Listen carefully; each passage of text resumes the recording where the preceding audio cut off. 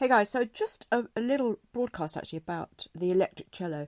Now I've been standing up with the electric cello and I haven't had the thing that slots in, this is with the Yamaha electric cello, and it's a thing that slots in the back that presses against your chest, and I've just been finding it really, really uncomfortable.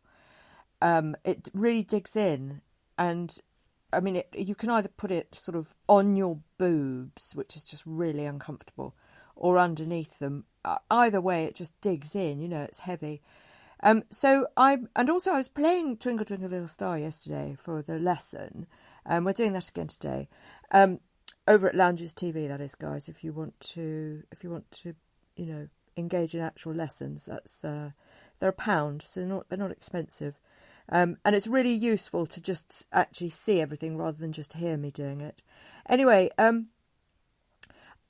it does move around a bit. So today I'm going to look at how to make it more stable. I mean, the obvious answer is to sit down with it. If you sit down with it, it's not. There's no side to side moving. Do you see what I mean? I'm prone to hitting an adjacent string if I'm not careful. I have to be quite steady. Now, I'm sure that in certain ways of playing that wouldn't matter.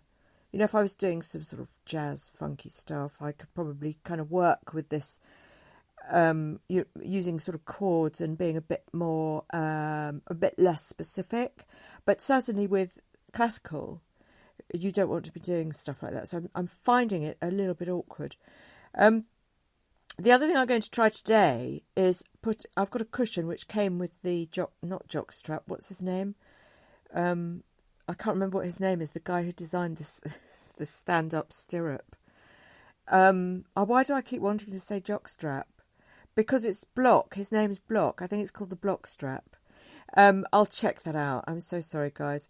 But it came with a sort of pad, a cushion. So I'm going to pop that on myself shortly and see if that improves, and we'll talk about that on the show. So yeah, just a bit of a difficulty I'm coming across.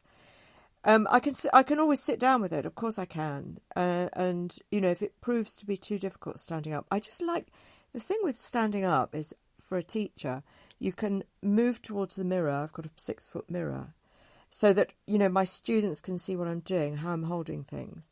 And then I can move back and, or the camera can focus on my fingers or the mirror reflection or whatever, because I'm using a GoPro. So I do like this standing up a lot because it allows me to move closer to the mirror. I mean, that's the biggest thing. If you're sitting down, I mean, you can still zoom into the mirror. Of course, I can maybe try that today. But I was a bit disappointed, I think, because for me, standing up with the cello was just a glorious feeling.